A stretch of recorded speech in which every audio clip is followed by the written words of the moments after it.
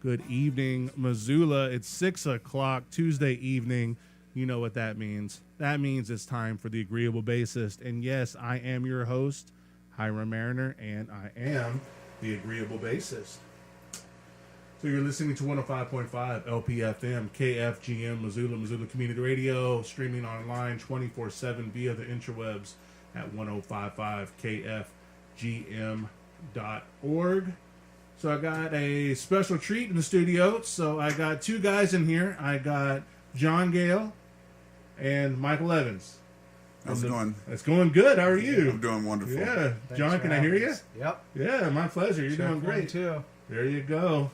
Yeah, we're doing good. We excited to have you guys here. You will be starting off the inaugural month of the new Agreeable Bassist presents the KFGM Artist Residency Series, running every Thursday from 7 to 9-ish, 10. And I just want to thank you guys so much for accepting the invitation. Well, thank you for thinking of us. It's a great opportunity for our band, so we're thrilled. It's absolutely my pleasure. I want to make sure I got your sound right. I always end up with issues until I figure it out. Yeah. So, Mike, talk to me real quick. Tell me what's up. Tell me what kind of bass do you play? Well, the one bass that I play mainly is a Traben. Traben, I don't know that. Tell me about that bass. Traben is owned by a company called BC Rich. They're based out of Europe. I do know Traben BC Rich. The reason that I wanted a Traben is because they have a patent on their bridge, and I can hit that E string and it just sustains forever. And so I've learned how to use that sustained to work for me, during playing, which works out very well. I've got several basses, but the Traben is the one I use the most. Yeah, 4-string, 5-string? 4-string. Me too, man. Yeah. Me too. I do a show about once a month. I bring a bass player on, and I call it On the Down Low, Bass to Face with Michael Evans and No Request. And we kind of geek out. We talk a lot about gear. It's really bass guitar centric. And one of the early ones was Kurt Scrivseth from the band Pale People. I don't know if you know that. But he's a fiver for life. Yeah. And so him and I, we get in some arguments. And it's kind of funny because I'm starting this new project now. And he's one song he plays with the capo, which kind of tosses me a little bit. And he plays a lot of E flat. And it just doesn't sound well, on the 8th fret, on the A string. And I'm like, now I can see it. So I don't want to tune down a half a step. Yeah. Maybe it's an excuse or a reason for me to finally get a 5-string and play with it. I don't know. What is old Jeff Amos did like a 12-string bass on it's a hammer, I think. It's a hammer. Like, wow. All the times I've heard that song, I've never known that was a 12-string bass doing that. So. I think it's crazy, like a piano. I've actually owned 2 5-string basses, but I've just never really been with a band or with other musicians that I was able to utilize all of the strings. And I found myself bumping the other string, so... I could see. It's a fancy thumb rest. Exactly, and so I'd buy these and I would play them, and then I would never have anybody that would, want to utilize it, so I just got rid of them. And that spacing has to be weird. I can just imagine how weird that spacing is. It's very different. It took me a moment to get adjusted to be able to follow that all the way up, but yeah, I don't know. I love my 4 strings. There you go. I love it. And I know old John Gale here plays a Fender Stratocaster. Yes, I do. I just can't. I've tried to move on, but there's no need to. You got a rhythm guy. Well, he moved to that Jazzmaster. He doesn't play a he's got that anymore. Jaguar. Or Jaguar, that's what it is. And so that was a great change, actually, because we were going... He had like a little Les Paul. I remember that. It's an Epiphone. That sounded pretty good. And I can't remember what happened. Oh, well, no, he just got an opportunity to use this Jaguar while his buddy's, deployed. So it's going to have to go back eventually. Better not mess it up. We're all kind of cringing on that, but, his amp's holding up, and mine, as we were talking about before, had So you had little. 2 blow-ups and then went ahead and bit the bullet and grabbed yourself a Marshall. Yep. I can't remember the numbers on it, but it's new tube, 212s. Cool.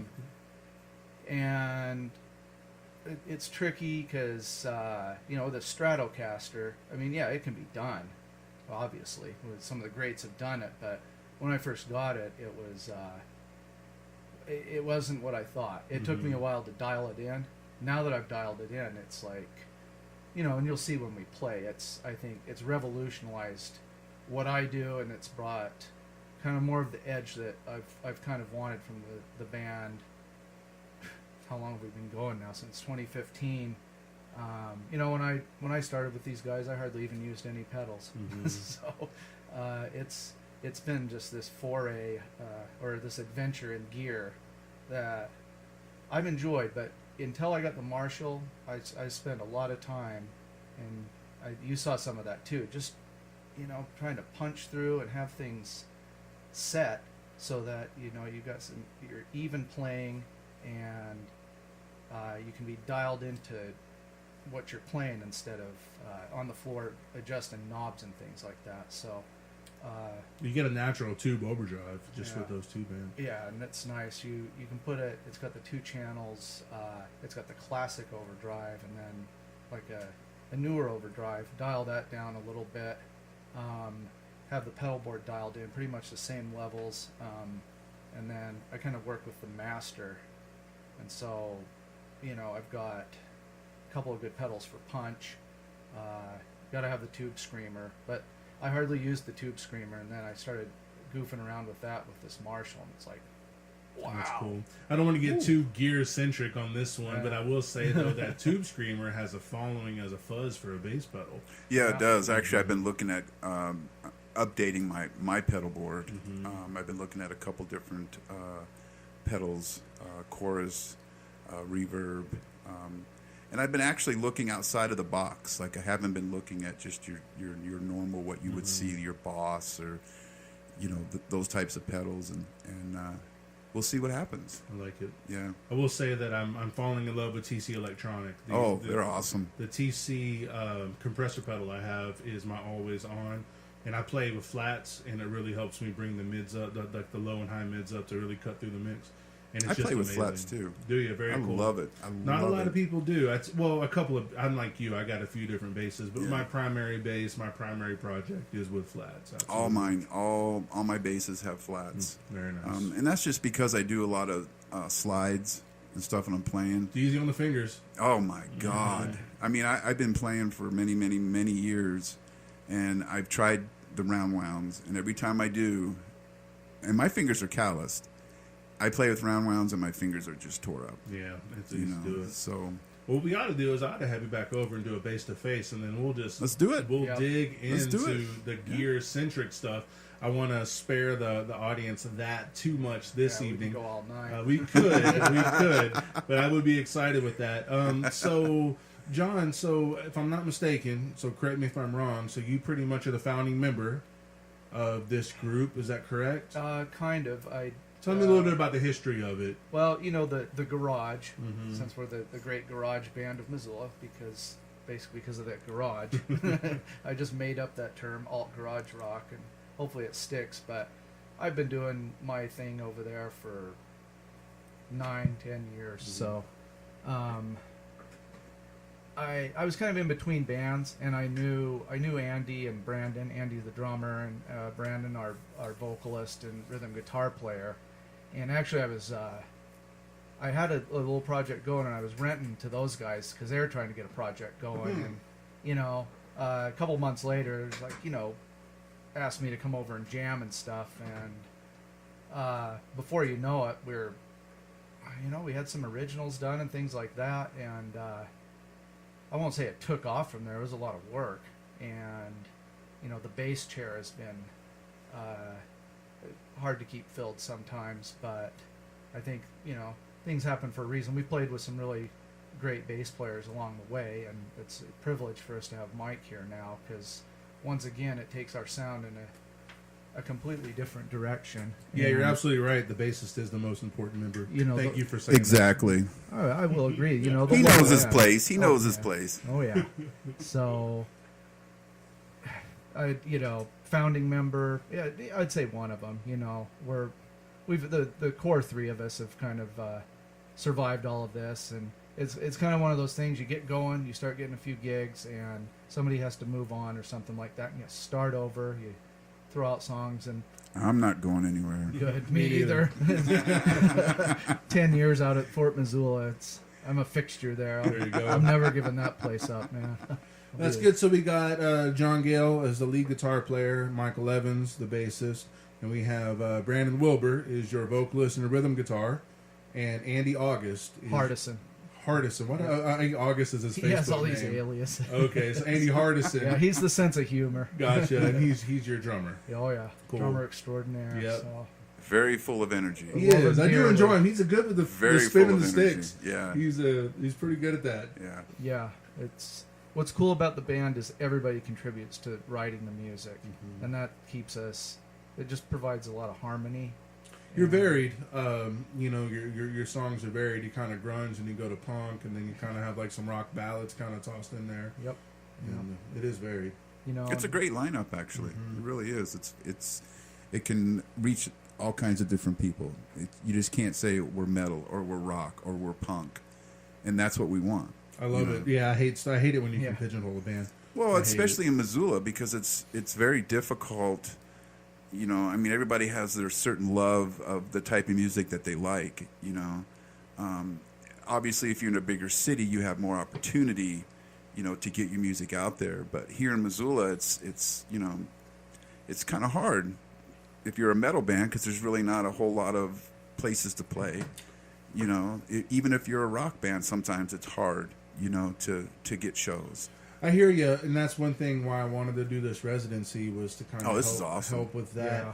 Because I played a couple of shows with Fate's Fortune, and they're one of the few metal Mm-hmm. bands that are out here, and we mesh well with them, my band, because we're both kind of theatrical, and so it sort of works, even though we're certainly not Sure. in that genre. But I just think it's really great. But you're right, though. I mean, I'm from Texas. That's where I'm from. Spent a lot of time in Austin, Houston. There's a very varied scene, no doubt about it. But Texas country is its own thing. And here, it seems like you got a lot of bluegrass, a lot of folk music that your people are sort of settled into. And if it's not that, Yeah. it's classic rock covers. Oh yeah. And that's a good moneymaker, and it's fun to play in those things. But if you're trying to bring something original, and it's nice to see that Monks is hosting more stuff now. Oh yeah. We got a gig at the Dark Horse on Saturday, which I've never been there, and so I'm excited about that. And then of course we have the DIY stuff that we do at Free Yeah, Cycles, yeah. and then now at the ballroom upstairs. Yeah, that's really grown up over at Free Cycles too. Isn't it though? Yeah, It sure has. It's good because the last year was kind of not necessarily a stalemate because I was kind of stuck in the. I kind of took on the position of trying to turn over stones and find gigs and things like that, and we were doing pretty good for a while, and it just seemed like it dried up. I had to recalibrate and go at it a different direction, and so yeah, there was kind of a dry spell, and then we had some personnel, we had lineup changes, and Mike came on, and I mean really we just started writing new material when he came on and brought some of the older stuff back in, and that's been really good for us. You can hear the changes, and it's funny because you remember how we were before and how we are now. It's a good fusion of that, but it was getting to be a challenge. I'm like, God, I remember the good old days when Mike would have us down at the Badlander, play the VFW, and We did a lot of shows down at the Badlander together. Yeah, they were a lot of shows. It's a great stage, Yeah. and it's a great stage. And the VFW's kicking back up with Miles, so we're going to see a lot more stuff happening with that. And so I'm excited. I'm just hoping nobody takes Thursdays from me. I want this I want this to be kind of the only thing. Sure. Because anytime I would put on a show on a Friday or a Saturday, you're usually competing against 3 or 4 other top-notch shows, and you're splitting the fan base. Yep. And so I wanted to Especially if you don't have a fan base, if you're just kind of getting started, you know, and then like you say, you're going up against competition against bands that have a following, you know, so it's just difficult.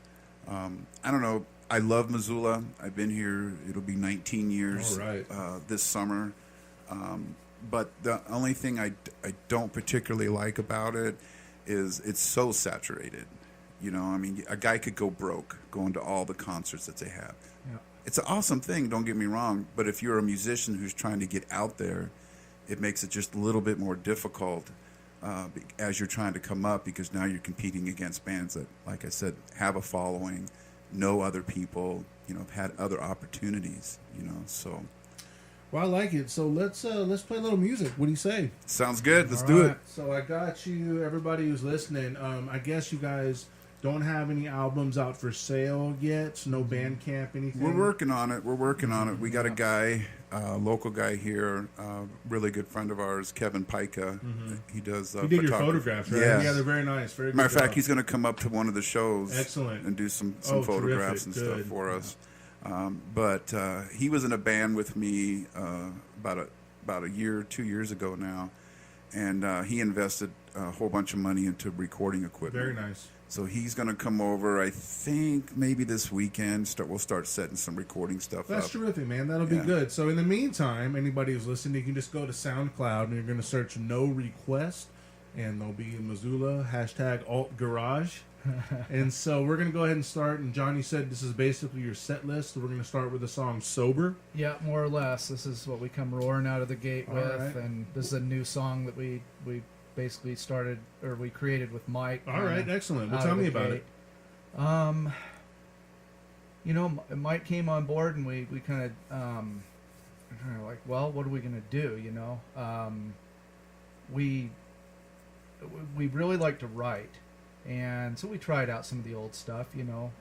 You came and played with us, and kind of the same thing. And it's just one of those things. You get in that garage and you start goofing around with stuff, and before you know it, a song comes out. And so in this case, you know, Brandon's noodling around with this opening, this intro. And by the end of the night, after about 3 takes, this thing came together. You know, I record everything. Literally. Everything. That's good. Everything. So I've got probably a terabyte of junk from about every practice I've done in the last 10 years. But there's always material to draw from. So yeah, that was kind of in the stack, and we worked through that, and that was added pretty quickly, and along with a couple of others that we'll listen to tonight as well. And I think it's cool because it kind of symbolizes out of the gate where we were headed with Mike on board, and you know, what we're doing in terms of you know, the sonic space and things like that. So I love it. Well, nothing crazy, but pretty simple. Well, I love it. Well, let's give it a listen. So everybody, this is Sober. So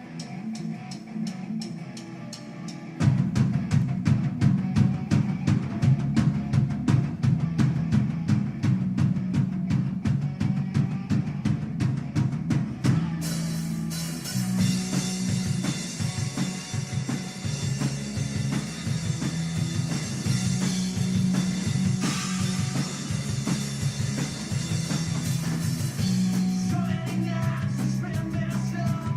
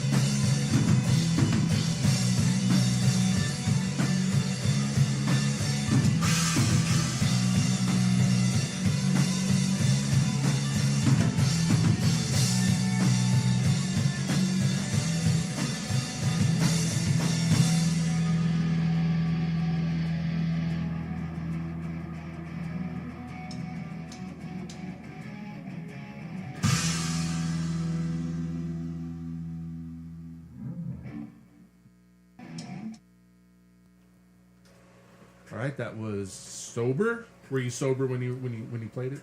You know, Kinda. I've been sober for 5 years. I think I remember that. Yeah. Yeah. So, pretty odd thing for rock and roll, but I play Yes, better it is. music. I think it's a good thing. It It's is alright. a good thing. I'm killing it.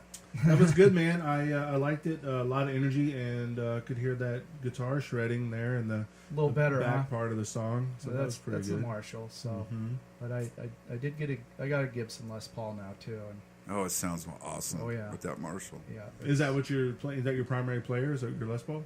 Well, I'm trading off now, so I got one of those little A B or one of those little pedals to click between the two, and Cool. so each song, Excellent. Were you recording this? Did you recorded this live, but in your practice space? Yeah. Mm-hmm. Gotcha. He has a lot of energy. Brandon, he's a good screamer. I remember I'd always wanted to ask him to start a Guns N' Roses cover band because Awesome. he can really do that actual sound, and so I liked it. That was good, man. Well, I enjoyed it. So good. So let's go one more. So we'll go Let's and do it. your next one. You have Old Harbor. Oh, and that is old. That's Yeah. one of the first songs, so that's a good choice. That, All right. that goes way back. I think those guys were Brandon and Andy. I think had that kind of worked out when I joined up, and that's pretty much where we started. We got another one on the list tonight called "Running in Circles," and That's awesome. those are the ones that. It's got cowbell. They seem to evolve and then they don't. It's when we played Monks in November, we got a really great reception out of that song, and we used to open with it, and it's a good song to stretch out, especially for me on guitar. And Old Harbor is as well. Pretty simple, but the beginning of the songwriting style and things like that. So it's just one of those ones that you're fond of after all of these years. Awesome. Well, I love it. Well, let's give it a listen to. So this is Old Harbor. Nice.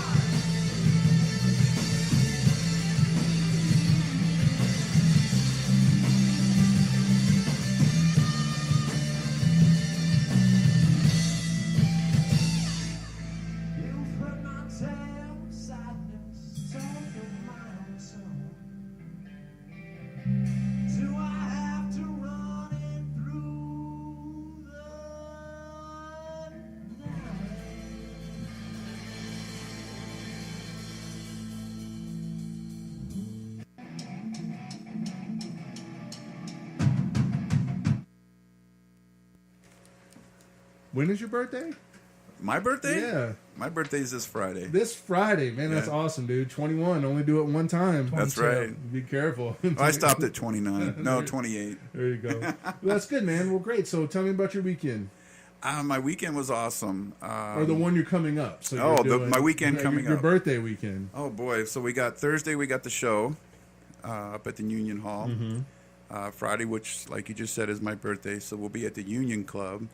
Joan Zen's playing. Yeah, she's great. Yeah, the whole thing is they're great. really good friends of ours. And so we're going to come down here and do some dancing, do Very a little bit nice. of drinking. Cool. But yeah, it's going to be good. And then Saturday we're coming to watch you guys. Appreciate it. Down at the Dark Horse. Yeah, I'm excited. They advertise the best sound and lights in 100 miles of Missoula. I've played there, unless they changed it. I believe they have. Okay, good. I think that's why Okay. they're making this claim. Okay, good. I've not been there. I'm excited. It's a great place. It's a small venue, but Mm-hmm. it's a great place. It's a little bit higher, so you're not necessarily eye level with everybody.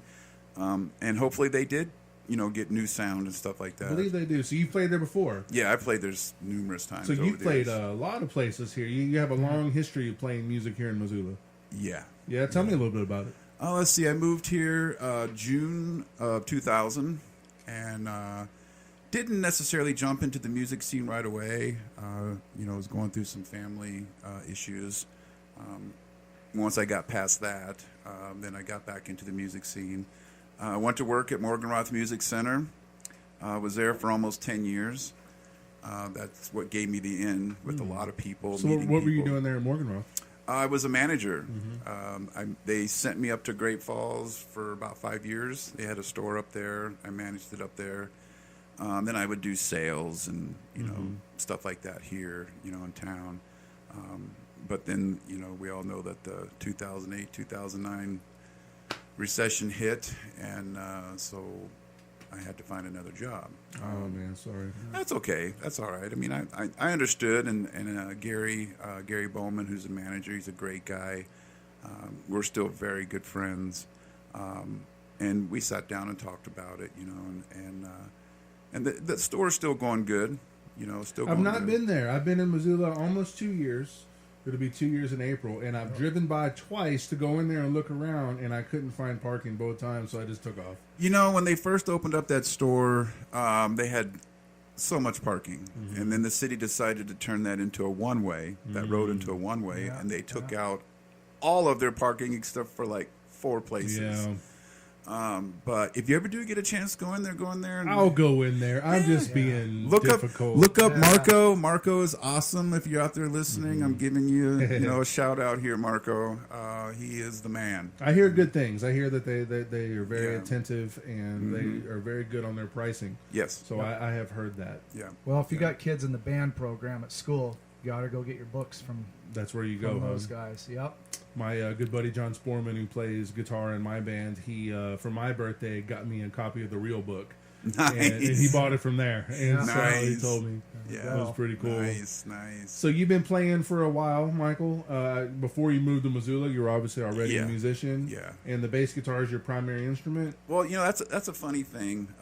I think everybody, when they grow up, well, I guess I shouldn't say everybody, they want to be guitar players. Oh, I know, dime a dozen. Yeah, you can throw a pebble out in Missoula and hit a guitar player anywhere. But so I started playing guitar, but I have short, little, fat, stubby fingers, so the bar chords and stretchings and stuff were just getting completely frustrating to me. And so I went to a Van Halen concert, and I got to watch Michael Anthony, and I fell in love with the bass. And I still play guitar, but I love the bass. It's my primary instrument. And I just kind of took off from there. I've always looked at the bass as you could take it to whatever level you want. You can either be a pocket player, or you can take it as far as, like Victor Wooten style, and you can do that on a guitar too, don't get me wrong. But when you fall in love with something, you really throw yourself into it, and so that's kind of what I did. One of my favorite sayings when it comes to the bass guitar is that it's easy to play, difficult to master. And Exactly. I've Yep. always liked that sentiment about it. And Yeah. as I've found, as I've gotten older, is that less really is more. Oh, totally. And it's easy to be busy, but you'll Mhm. go back and you're thinking you're killing it, and then you'll go back and listen to those recordings, and you're like, Yeah. oh, I should have just shut up. Yeah. Like, what's a good going musician on? knows when not to play. Exactly. I had one of the when I was working for Morganroth, they do a lot of stuff with the university, and so we would always taking things down there, you know, instruments, pianos, and stuff like that. Whenever they would have concerts and things, and so I had an opportunity to visit a couple times with some of the music professors there, and I'll never forget what this one guy told me. I asked him, I said, so you know what, you know, you being a music professor and all this stuff, you know, and what is the one thing that you could tell me? I mean, I'm not a student, but if I was to ask you, what was the one thing that you could tell me? And he said, keep it simple, stupid. There you go. KISS method. And I was like, what? Excuse me? And he goes, look at it this way. He says, when you're playing around here in Missoula, they don't care how many times you can sweep. They don't care how many times you can slap it. They're going out to the bars, clubs, whatever you want to call them. They're out there to drink and have fun and dance. They don't care how great you look, all the little tricks that you can do. They don't care about that. You're not up on a stage necessarily in front of 10,000 people. You're in a bar and you're playing and they want to dance and they want to have fun. So just keep it simple. Bring them into the bar, bring them into your music, play a little bit, bring them back out and send them home. Yep. I was like, wow, that is so true. All right. And then you stop and take a look at a lot of the music that's out there. Yeah, you see a lot of those guys and they do a lot of their tricks and stuff, you know, but really basically music is just pretty basic. Well, it just depends, you know. It's like, what's that saying? You know, they'll say it for a guitar player or a bass player. It's something like a rock bassist plays 4 notes in front of 1,000 people, and a jazz bassist plays 1,000 notes in front of 4 people. No kidding. And Yeah, it's you hear that, and it's there is a place. You know, you mentioned Victor Wooten. I'm a huge fan. I love yeah. him. I saw him, and I'm going to see him again when Bailiff. Oh, yeah. The Bailiff Flat comes. Come And to Wilma. It's phenomenal, but that is for he's a musician's musician. But you looked at somebody, and I don't even know, man. I don't want to say something stupid, but I'll say it. You know, like something like Nickelback, right? So everybody makes fun of those guys. They talk about how bad they are, and I'm not gonna cast judgment. Oh, yeah. And I'm not gonna cast judgment. But my understanding is they're one of the highest selling They rock got a lot of acts flow, of man. history. They're laughing all the way to the bank. And so it's and it kind of there you go is because they found that formula that appeals. It's the whole reason there's so many movies that are like mediocre because it's a particular formula that appeals to people, and then you'll have an arts film or something like that where you know it's like, oh, I understand it, oh, it's a metaphor, and everybody gets excited. And I like both. I really do. I don't like Nickelback, but I like I like, you know, simple straight music. I mean, AC/DC. I mean, you know, I could think about something like that. You know, they were a pretty simple hard rock band, and if it wasn't for their lead guitar player, you know, I mean, he really took it to another level. Yeah. But so I don't know. You know, I guess that's what I'm trying to say. So I don't know. I've always looked at the music that I like to do and write. I like to tell stories. I don't like to tell stories about myself or my friends. I like to use that 3D effect where I'm kind of on the outside looking in. And I like to tell a story. And the reason I like to do that is because obviously all of us sitting here, you know, we've been around music the majority of our lives. All kinds of different concerts, I would assume. When I walk away from a concert and I stand there and I look at my friend, wow, did you hear that? That touches me. Not, did you hear how loud that was? And oh my God, the guitar player. No. I want to go there and I want to walk away changed. And that's what I want people to do with the music that I'm involved with. I want them to be able to hear it, and then the next person standing next to this person goes, did you hear that? Yep, I heard this, but I also heard this, and this touched me here, and this talked to me here. And they walk away remembering it instead of going, God, that was just so loud. That's noble. I like that. I like stories too. I'd like John Gale to tell me a story. Oh boy. John Gale, tell me about your musical history. How'd you get going? Oh, I had a few false starts in high school, and I grew up in the progressive wonderland of Salt Lake City, Utah. Oh man, I bet it was progressive. Everybody always asks, "Are you a Mormon?" So that's usually the second question. The answer that's no. I'm not lying either. So there's a few there, and I have no problem with that. It was a great town. And I spread my wings and took off after high school, and lived on the road, did all kinds of stuff and things like that. But I left the guitar. I was always into a lot of different types of music or instruments. So goofed around with the drums, tried playing bass, things like that. But I kind of lived out of my car for a while, lived in Sun Valley after I left Salt Lake City. Just was a bum, basically. It was great, And I remember sitting in Sun Valley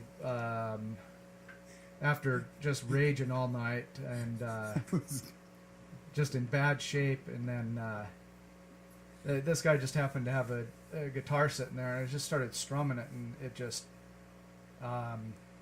it just went right through me. It just changed everything, and I sat upright, and I'm like, okay, I'm getting in my car with the $5 or $10 that I've got. I'm gonna drive back to Salt Lake City. I'm gonna get my acoustic guitar. I'm gonna move to Eugene, Oregon, and I'm not gonna do anything but play guitar. And that's what I did. I sat on porch couches, and Eugene's a great place to find people. I toured around with the Grateful Dead for a few summers. Nice. And, that had a big influence, not necessarily on me as a player, but like Mike was saying, that collective experience of live music. I had to play guitar after that, and it wasn't just the Grateful Dead. It was every band I could see. It was live music, and just feeling that radiate through you and things like that. So I had to be a player. I didn't care where it took me, but somebody told me, they're like, you play an hour a day, after a little while you're gonna be you'll be all right. I'm like, cool. I just want to play some songs that I know and maybe try and sing them and stuff like that. And in Eugene there's always all kinds of hippies and people with guitars, and it was no problem finding people to form bands. And so I did that for years. Played my first gig after playing for about 6 months, and that was great because after 2 songs the cops shut the thing down and we were heroes. And it was a good party town. So there was always opportunities to have these weird bands and stuff. We played for a midwife graduation. And I thought you were going to say like a midwife procedure. No, I wasn't sure, but the bass player in our band is It's Mom coming! Ram. All right, hold on. Wait, we're almost to the intermission. Yeah. Just hold on. The band will take a break in 4 minutes. Yeah, we'll be back. We'll announce the name. And, We'll be back at 8 centimeters. yeah, exactly. Anyway, it's I thrived in Eugene, had a good time. Actually, after what seemed like 20 years, finally got my degree, met my wife, my future wife, and we packed it up and moved out here, set down roots, and just kind of dealt with whatever cards were thrown at us. I showed up with my trusty degree in history. That got me pretty far. So I was a dirty, line cook and quasi chef for as long as I could work since I was 15. So my history degree got me working in the restaurants here for... Nice. I think I finally, quote, retired, which is quit in 2000. I'm like, that's it. I'm not working. I'm not doing this crap anymore, man. And so I spent about 6 months with no money. And so I volunteered my time. I learned how to do office stuff and GIS mapping, which, funny, is what I do today. Digital cartography and things like that. And You don't have an education in that. nope. I took classes at U of M and kind of got a post back, and I did grant writing and their basic geography program, and I got a good break working for the land use planning clinic. They just needed some poor sap like me to put together PowerPoints and build maps, and then we'd go out to places like Plains, Hamilton, and would be involved in these planning meetings. And to say that they were a little bit contentious is an understatement. So there were a few of those meetings where I'm surprised they didn't run us out of town. So, yeah. But eventually I was able to use those skills, and I still do it today. I'm fortunate. I'll always say I'm grateful. And between that and playing in this band and having the great family that I have and 5 acres out in the Bitterroot, That's nice, You know, man. boat to float down the river. What the hell else do you need, That's man? nice. I've traveled a lot for work. I've been all around the world. I lived in Italy for a while doing an exchange. So, Well, I'm still waiting for that invitation to the barbecue at your place. well, let's do it. He's All got a right. swimming your pool band. and All right, I everything. will. Yeah, we got an arena out there in case it rains. I would love it. We would do The it. garage would do. We did a 4th of July throwdown. That was pretty I good. love it. Well, let's kind of get through. So what I want to do, so it looks like we're doing pretty well on time, is I want to do a little 3-song block. And since I want to let it run, I'm going to go backwards. So I was going to do Heavy Crown, March to War, and Can't Be Your Star. Will that work for you guys? Don't be particular, John. Yeah. Sorry. You can tell my role in all of this. So I do know that Heavy Crown is the one, your darling, if I'm not mistaken. Oh, yeah, it was, that's back in the early days, goofing around with chords, Brandon and I, and made it into a song, and that was always kind of our closer, and it's always been there. It kind of disappeared for a while when we recalibrated and started working with Mike here, and then it we're like, well, let's give it a try. I think it's awesome. I like it. I think it's I good. think it's an awesome It's, song. yeah, it's cool. It's just one of those things, So danceable. Well, we're going to give it a listen, man. We're going to start with that. We're going to All right. roll into How 3. about it? And then I'll do a little announcement afterwards, and then we'll get back into the conversation. So everybody, this is Heavy Crown rolling into March to War, Can't Be Your Star, soundcloud.com/no_request_MSO. Heavy Crown.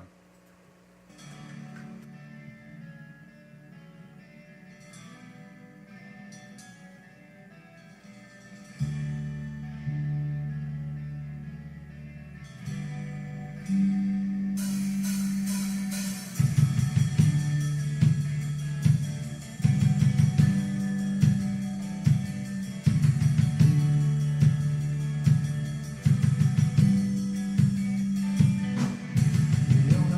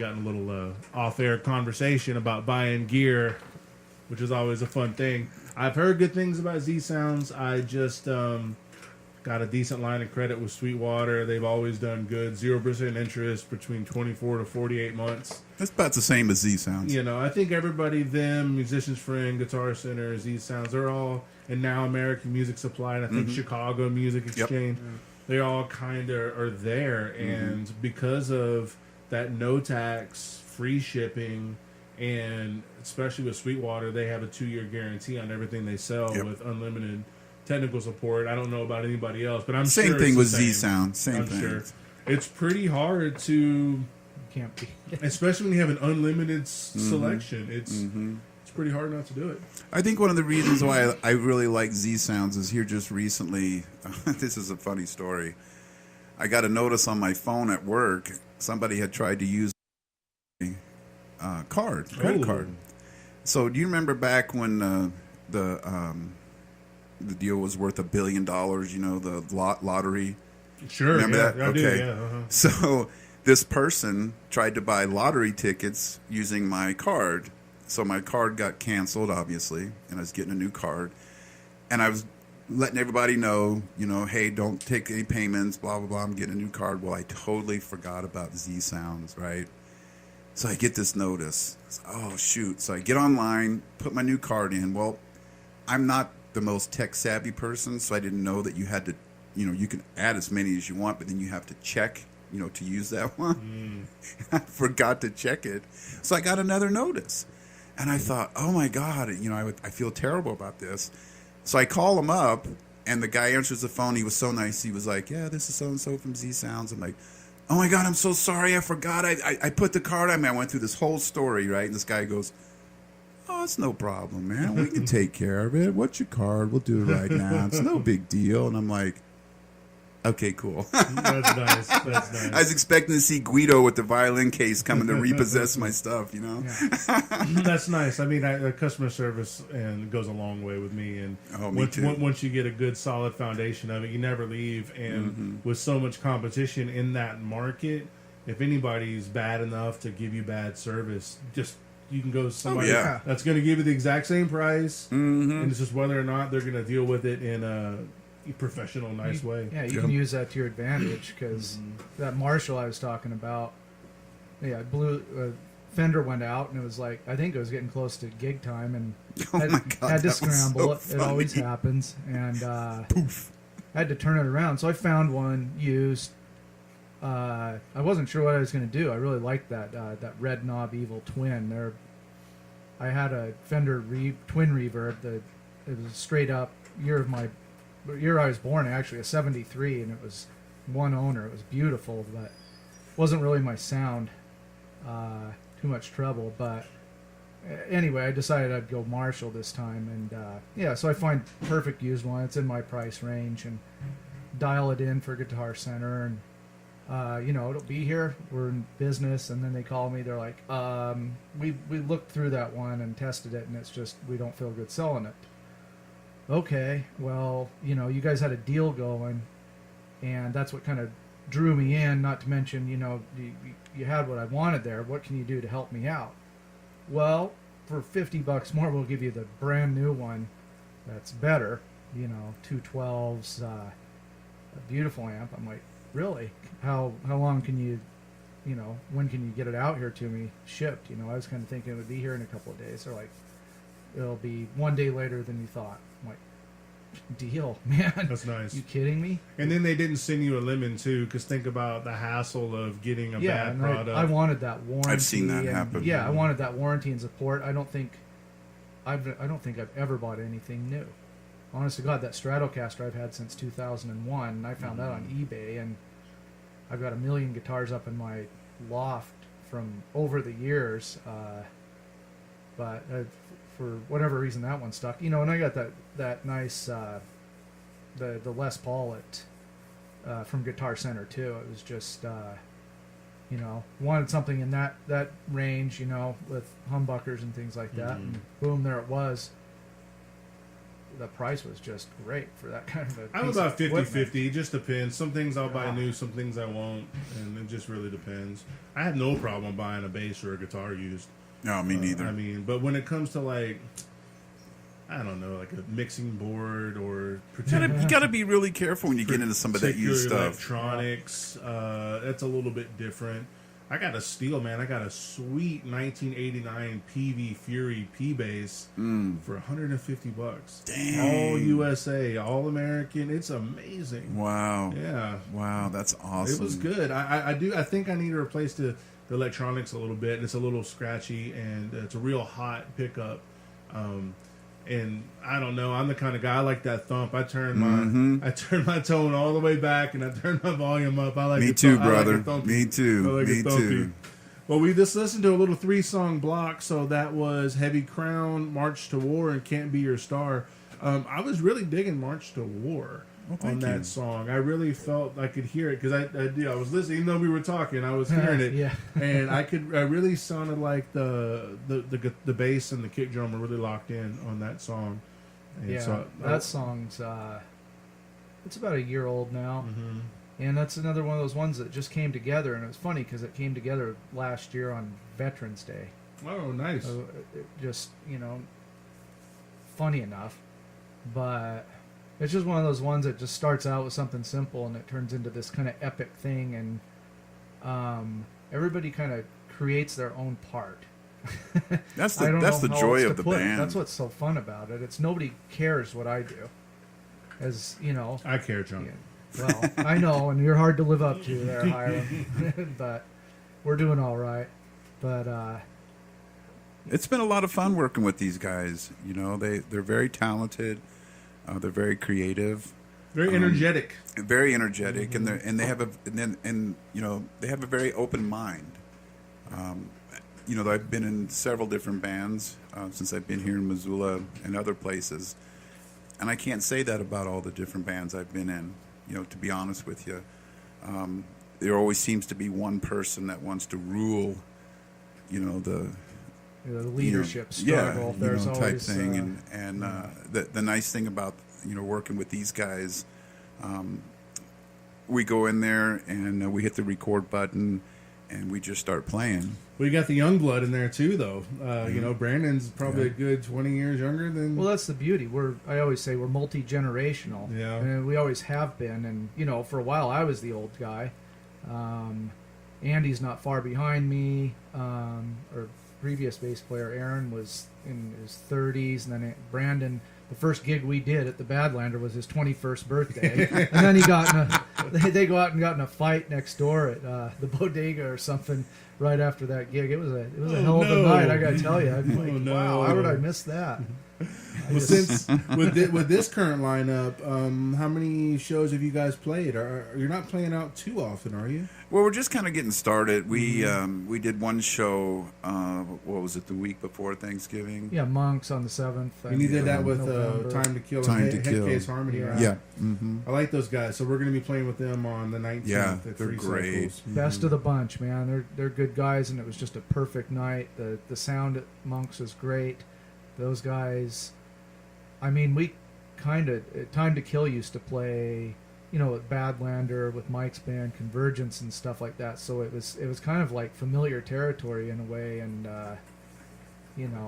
good folks. So, but literally, I think Mike got with us in May, maybe April, and it took us pretty much all summer. And I'm I get a little antsy, so I'm like, damn it, we need to set goals. We need to say, by September, we need to have at least an hour set, and we're ready to go and get this thing going again, because we're gonna be you're gonna be in the garage forever if you let yourself, and with turnover stones and things like that, and Mike knows everybody, and it always has a line on things going on and stuff like that. So it was pretty much getting to that Monks gig, knocking that out, and now we're scratching away over the break where half the band was gone.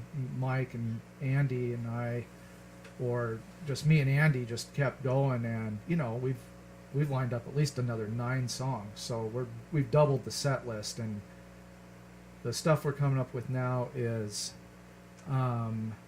it's new territory. I'd say it's heavier. It's cool though, because we've got the what Mike does on bass allows that to be, what it's developing into. It's heavy, and I like going heavier. It's we've learned to refine that. I always kind of felt I was playing catch up when we first started, and that my style was a little bit clean, and I've had a great time dirtying it up, and I'm not going back now. So it's a blast, especially with the Marshall and stuff. So that's kind of where it's headed. But I mean, the last iteration, it's like we just got to 4+ hours of music. We were in really good shape. We had a huge catalog. We had a huge catalog. We did that in like 9 months. 9 months. We were writing at least a song or two a week, and with very little effort. And we were worried, is it still going to work that way? And I think it's just the dynamic in general, and the individual personalities. And I mean, we're easy. We don't have leadership struggles. I'm not going to have that. I'm too old for that crap. No kidding. Done with that. I don't boss people around. I've got feedback. I'll take feedback, and nobody can get their feelings hurt, or we're playing music. We're not, this is, the drama stays outside of the garage, and it works. I believe, abilities is one thing, but the chemistry that's just always worked for me. I'm a good collaborator.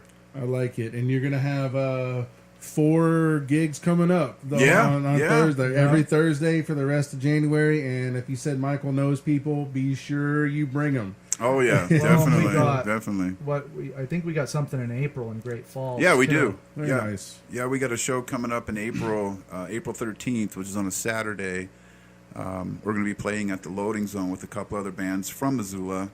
As a matter of fact, we're still looking for one band to fill one of the spots up there in that show. If anybody is interested, maybe Jupiter might be interested. You said that's in Great Falls, huh? Yeah. We had practice yesterday, and I actually broached that subject. I said, does anybody want to play out of town? And people seem interested, so I'll definitely float it. I'll definitely float that. Yeah. So you said April 13th? April 13th. Yeah, that might be something we could do. I would like to do it. There we go. It's a lot of fun. I managed a music store up there for about 5 years for Morgan Roth, and I never, believe this or not, I never got to play out while I was there because I was just so busy with the music store.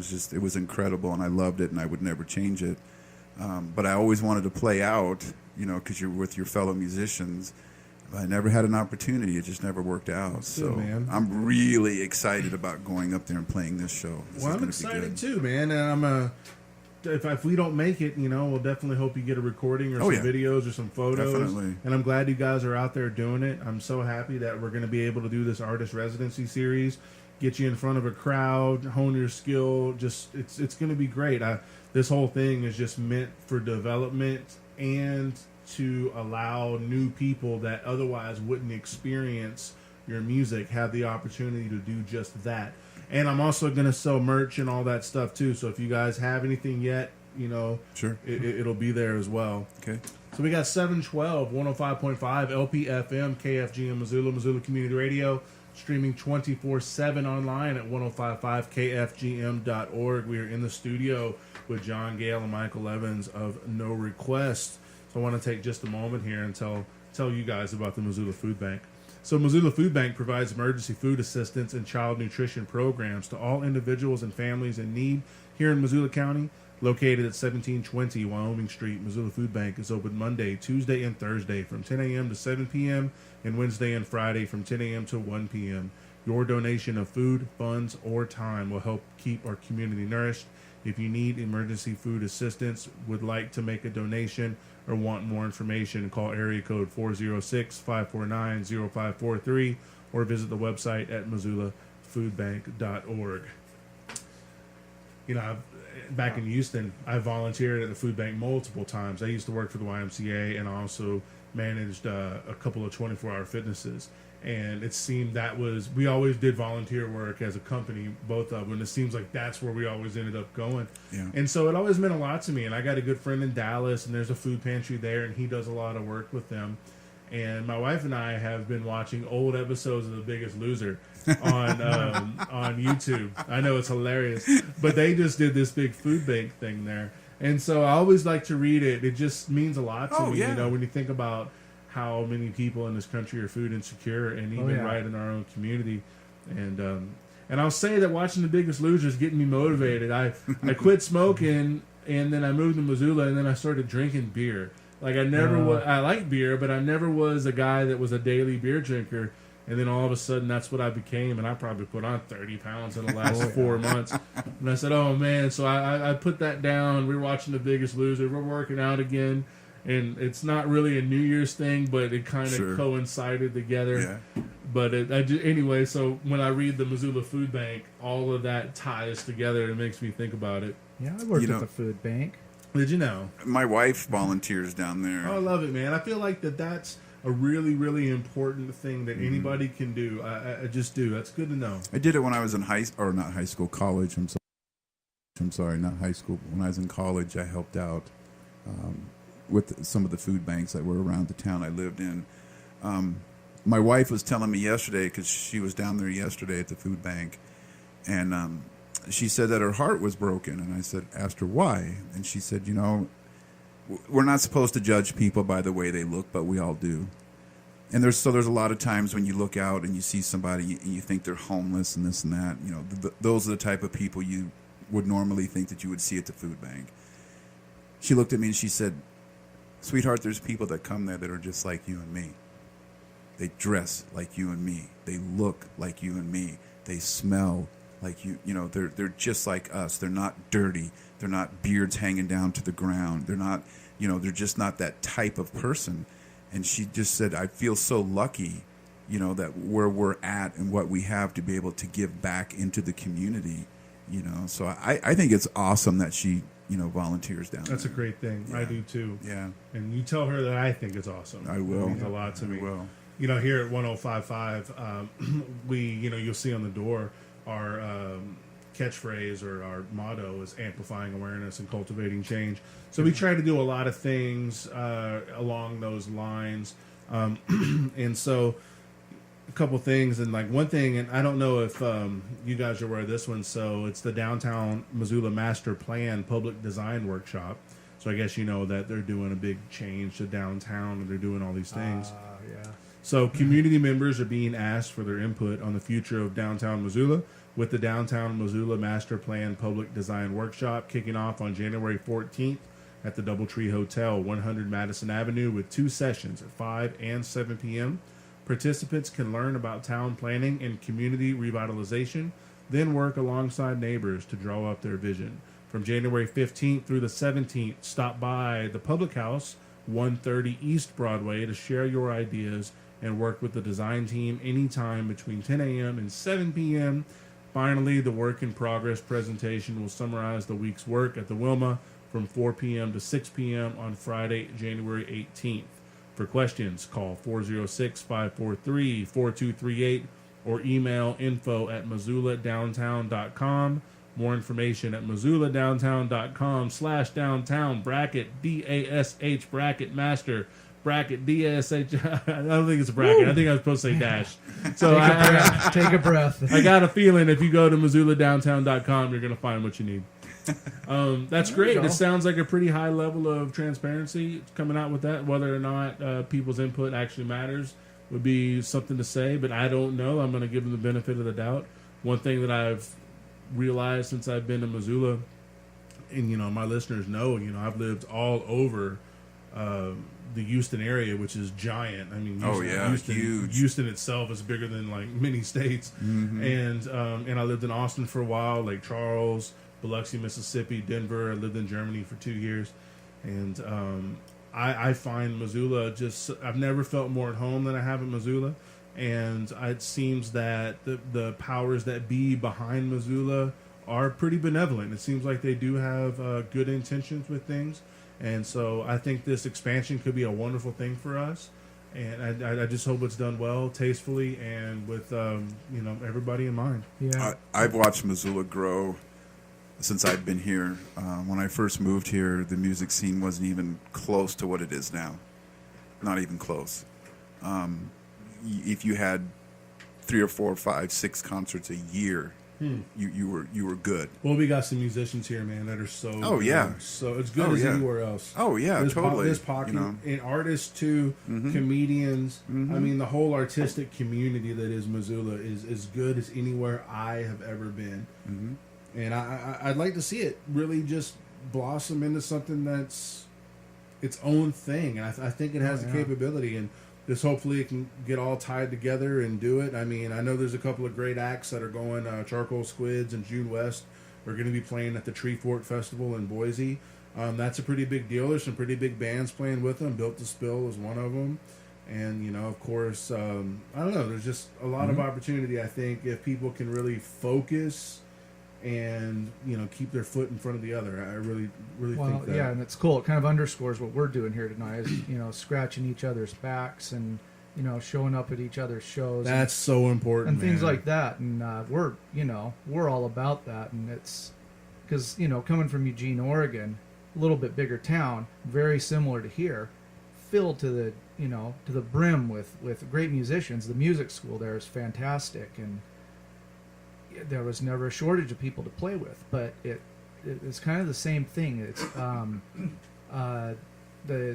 it's somewhat of a transient town, not meaning transients, but just that people move on. This is here, same way here. I see it. And bands come and go, people come and go, and I just know in my experience too, holding the same group together for more than a year is like, wow, all right, good. So you're always kind of eager, like, all right, let's get our catalog together and get out there and play while this could all, disappear tomorrow. That sense of urgency, and, I'm not getting any younger, but I don't care. I'm living the rock star dream backwards. I've already established myself. I'm doing the same I'm thing. good.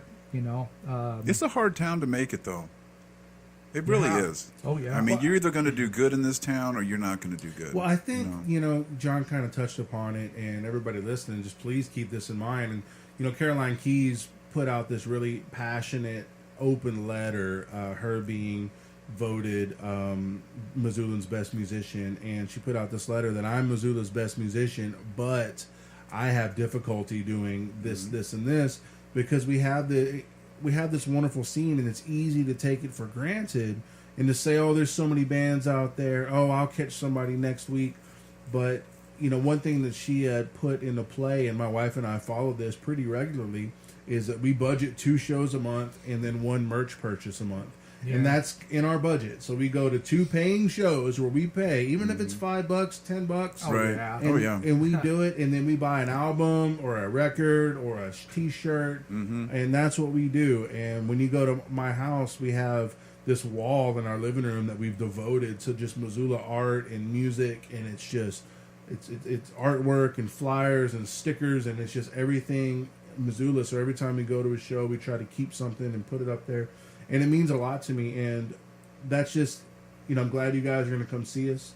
I'm excited to come see you guys, and I think that that's just really important, because if we're not out there supporting one another, Exactly. it's not going to happen. No. That's the beauty. We make these connections. We get to talking, and we'll see your band. You see our band. Before you know it, it's like it has a cascading effect. It does. It makes a hell of a difference, and we're dedicated to that. And we always prided ourselves on trying to be the kind of band that if somebody's in a tough bind, you can give us a call. We'll grab all of our crap and we'll be down there in an hour or whatever. And always available to play or help out or anything like that, and that's what my garage out there has always kind of been about, is basically a place for people to jam, form a band, or do whatever. I wish I'd like to expand the operation, if anything, and so if anybody's got a garage they want to sell me, it actually has a bathroom. I'm interested. Yes, please, bathroom, please. Yeah, the trees are getting pretty big behind the. I've noticed that. And now with the snow, Oh, man. Oh yeah. I bet that's tough. It is. My last band, or one of them, we had a female lead singer, and trying to explain that there wasn't a bathroom that's out there sad. was That's like, probably tough. it was embarrassing. We, you've seen the garage. I mean, it's not unsavory, but it's like we were trying to, It's charming. we're trying to be on our best charming. behavior, and so yep, there's no bathroom. Sorry. Well, you never know. Maybe somebody listening will take you up on that offer. It will show up there and be a potty port Yeah, outside. I thought about that. They used to have a bathroom, but Porta potty, not potty porty. Pretty close. well, let's do a fundraiser out at the fort. We can do it. Yeah, can we do got it. our neighbors are walking corpse syndrome. And I think there's about 4 or 5 other bands out there. We do a street fair, and It is pretty interesting spot out there because you wouldn't think that there would be so much music in those little. It's like what 4 garages, 6 garages. God. Something like yeah. that, yeah. Yeah, It's out just so there. close to town. I mean, where I live right across the street from Rosar's, right behind the Holiday gas station. So it takes me about 2 minutes to get there. Good for you. I'm on the other end of Yeah. reserve, so I'm Yeah, there. I used to be on that end. I used to be clear up on the other, up on top of Mullen Road. It was like 4 miles, just off of reserve, just to get to my house. But we're definitely more centrally located here.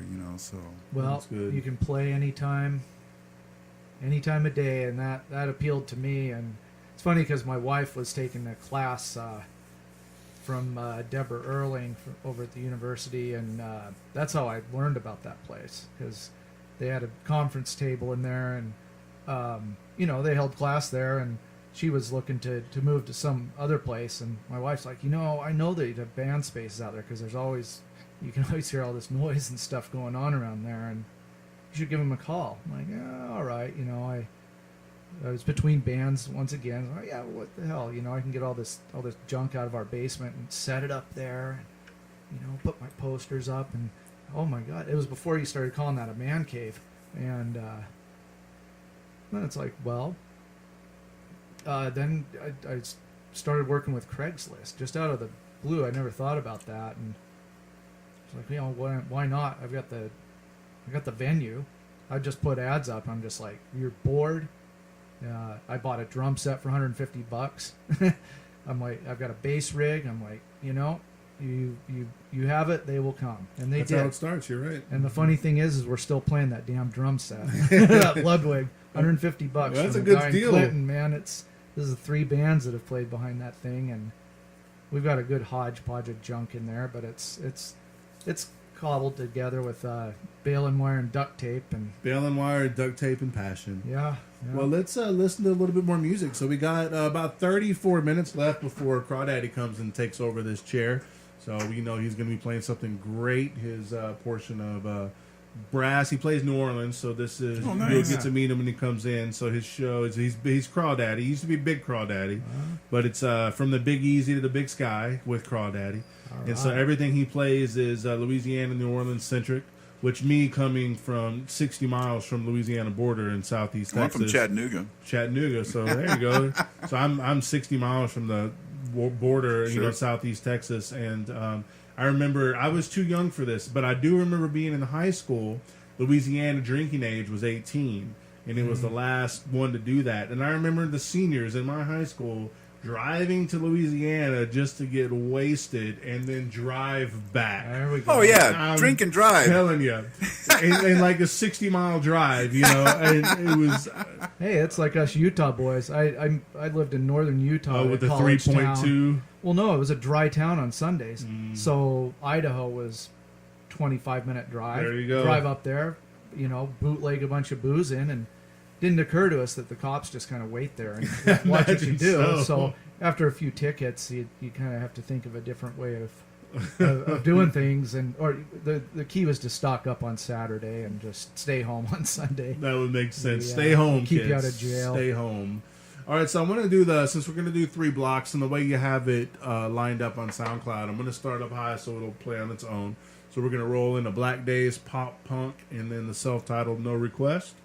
And we'll let that roll for a little bit, Yeah. and then we'll have 2 songs after that and a little talk in between, and we should be finishing up just right. Cool. Sound Roger, good? Dodger. Sounds good. All right. Black Days.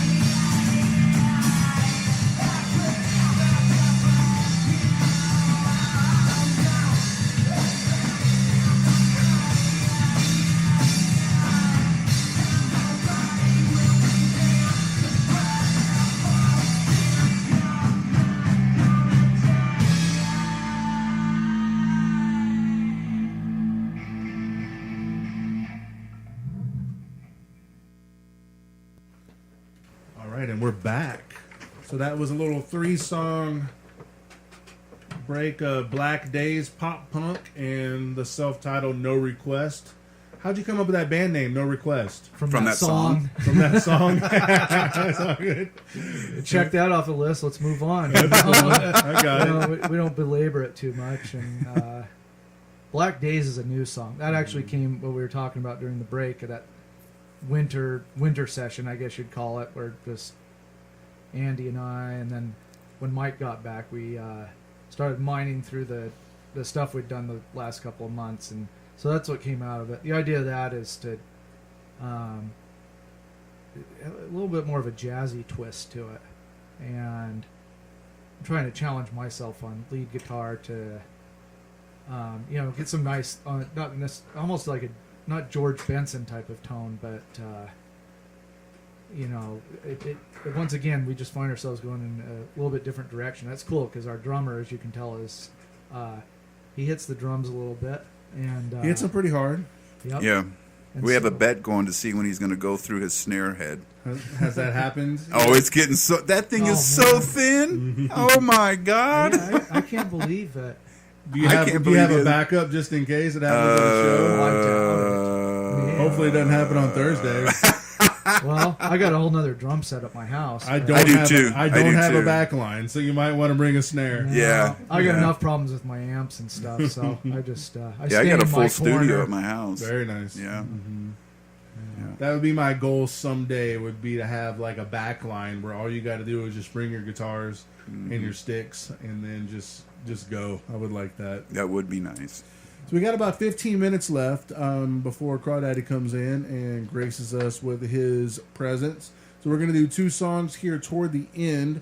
So let's talk a little bit. So again, we're promoting the Artist Residency Series, KFGM Artist Residency Series, right above us at the KFGM Ballroom. It's going to be absolutely terrific. We're giving the opportunity for bands to hone their skills, get in front of an audience, make a few bucks, hopefully, as long as you guys out there listening are going to come out and support this. Please do. We talked about that already, the importance of supporting this scene.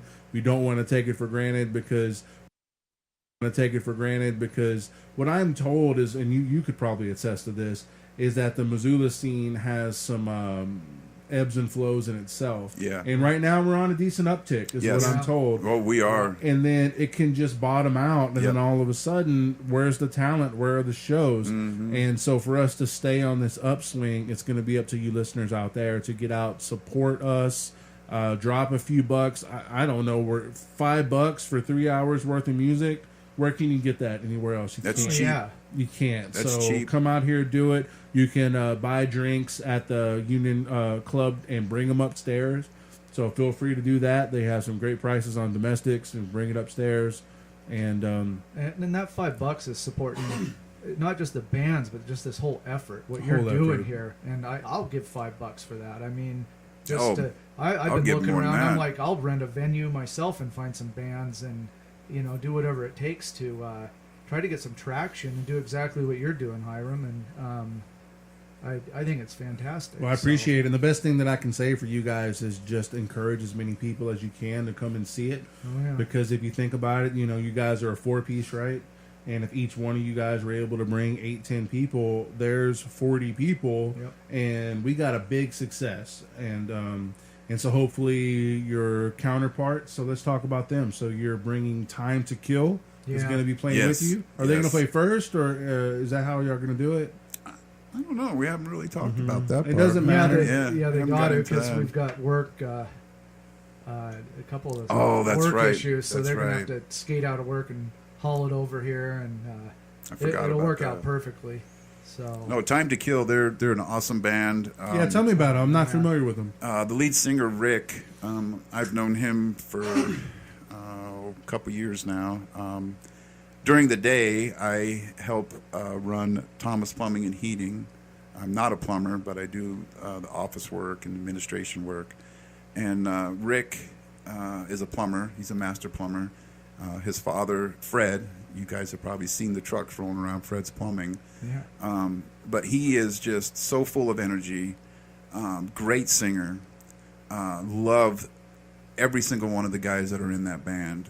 They are just so nice, so talented, very creative. But the energy that they bring is just phenomenal. It really is. Yeah. And the music that they write is just on point. You know, it's just so good. Well, good. Yeah, I'm happy. I'm excited to hear them. And you guys had done. No, you didn't go with them, but they did a show out in Idaho. With Yeah, We Sandpoint. wanted to. They invited us, but we had one guy that was gone, so we didn't get a chance to go with them. I've done a lot of shows with them in the past, a lot of shows together. They're just a great bunch of guys. They really are. They're so down to earth. You know, they'll make a mistake and laugh it off and just keep rolling with it. You know, I like it. yeah, you know, that's just so important. Well, it'd you be know? good to have them, and especially when you guys have a chemistry, and it's nice to have a group that you work well with and you can play well with. And he just made me think of something when he said that was another old adage as a musician. It's like, what do you do when you make a mistake on stage? And it's like, you make it Keep again. going. You make it again, so people think you did it on purpose. You Yeah. do Check the it same out. mistake. Well, it's like I always tell this story. Miles Davis always wanted to work with John Coltrane, and you know, they just never seemed to be able to get together. Well, this one time they finally did, and John Coltrane was always known as not the easiest person to work with. Okay. And Miles Davis was just starting to come on the scene. He'd been around for a little bit, not too long. He got this opportunity to go into the studio with John. So they started playing this song, and right off the bat, Miles hits this note. And he's just like, oh my God, because Coltrane's known to look over and be like, you're fired, you're done, you know, get out of here. And he looked over at John Coltrane, and John looked at him and he goes, you know, we may be able to do something with that. Even though that was a mistake, we're going to do something with that. And so now the rest is history, you know. So just keep playing. Just Don't play throw through your it. material away. Just There's play some through it. value there. That's that describes me as a bass player. Yep. I'll say, does this work? And they'll say, if you just do it once, it does. Like, so that's kind of how I like it. So yeah, I'm excited, man. This is a big deal to me. You know, I'm a little nervous putting on this show and promoting this. This will be. I promoted a few shows and they've all gone well. But to commit to something of this magnitude, I mean, I'm in it for the year. I'm really going to push it for the year. If I go out on a vacation or whatever, I'll have somebody, you know, covering it. Sure. But I'm excited, and I'm just hoping that you guys are willing to grow with me. Oh, this, yeah. during I this was month. just getting ready to say, if there's anything that we can do for you at any given time, if you ever need us to play, we don't even have to get paid. We just love to play music. I appreciate it. So if there's Yeah. anything that we can do for you to help you out in any way, just let us know. Well, I We'll be appreciate there. it, and this time I like to say is just be patient with me. If you need something more in the monitor, bear with me. I'll get it to you eventually. Oh my God. So We're a garage band. This is going to be like first class for us. I got a pretty nice PA. I think you guys Nice. are going to like it. Heck yeah. I'm just missing the subwoofer, and so that's going to come later. Again, I'm pretty maxed out on everything on this purchase, and I'm eventually going to move up to the subwoofer. But again, it's such a small space. It's not really that big of a deal for now. So, but going forward, should I want to do something larger, I'll definitely need to get a good one. Yeah. Any help you need with stuff like that, or I don't know, you know, Yeah, please don't hesitate. with Just, working just the ask board, or us. I don't know. I like being involved in stuff like that. I like the multimedia. Well, you'll have the aspect. opportunity to take a look at it and mess around with it with Yeah, me. So, because there's a lot to learn from it too, and since I've kind of taken on the kind of the recording, at least with practice recording duties, I've learned a lot, and that aspect of sound, it fascinates me a lot more now, trying to get things just right. do you still got that little Behringer board that we had gotten when I was Yeah. there? Are you using it? Oh yeah, Yeah. I rebuilt the setup. Yeah, slap it on the side once in a while, and it works real well. No, that's the mixer, Mike. Oh, that's the mixer. That's no, the mixer. Oh, I'm talking about you the have to hit interface. it and it, Oh, my bad. the My recording bad. interface. yeah, that interface. Actually, I got one of the small 4-channel ones. The same one. I like it so much. It's easy to use. I use Cool. old recording software, and I mean, I just had to get some SM 57s and get started, and have something better than a phone, quite frankly. Sure. And, you know, I've tried numerous times to get people lined up to get a proper demo done. It's either Deep Six the band for a few months, or Well, it's like it's taken us away from what we're trying to do, which is write music and play it. And Well, I will say though, if I have everything that needs, but if you want to bring a better vocal mic, my vocal mics are passable. But if you wanted to bring, you said a 57. If you wanted to bring a 58, I don't know if you have that. I've got those. If you wanted to bring a better vocal mic, feel free. But other than that, though, I think I'll be in good shape. Yeah. Well, here we are, 7:53. We got 2 more songs to play, and that's what we're going to play out. So I'm going to go ahead and sign off right now. So you're listening to 105.5 LPFM, KFGM Missoula, Missoula Community Radio, listening online at 105.5 KFGM.org. We have been in the studio with the lead guitar player and the bassist of No Request. Thank you guys so much for being a part of this. John Gale, Michael Evans. Thank you so much. This has been a good talk. It's fun to sit in here and talk about gear and music and stuff. We could do it forever, man. This way my family doesn't have to listen to it every night. Not until you keep replaying this. For them. I know. They've been through it a million times. Mm-hmm. Hey, kids. I hope you're listening. Well, I love it. So I'm excited. So they're going to be they're going to be the first band to do the inaugural performance for the Agreeable Bassist Presents the KFGM Artist Residency Series. It is going to be every Thursday until it's not. I'm going to keep this going. It's going to start at 7. It's going to end at 10. Like me, start early, end early. You can be in bed by 11 and be at work the next day on Friday. So there's no excuse for you not to come out and do this. Exactly. And so we want you to come out and support these guys and support this effort and this whole local scene. You guys got anything to say? Yeah. We just want to say thank you again for asking us to be a part of this. My pleasure. We love you guys, and just come out and watch us. I'm excited. You guys do it. So again, listening to the Agreeable Bassist, if you like to check out these guys' playlists, I don't have a playlist, but I do have where you can find their music. It is on SoundCloud. Feel free to log in at 1055kfgm.org or email me at theagreeablebassist@gmail.com or find me on Facebook at The Agreeable Bassist.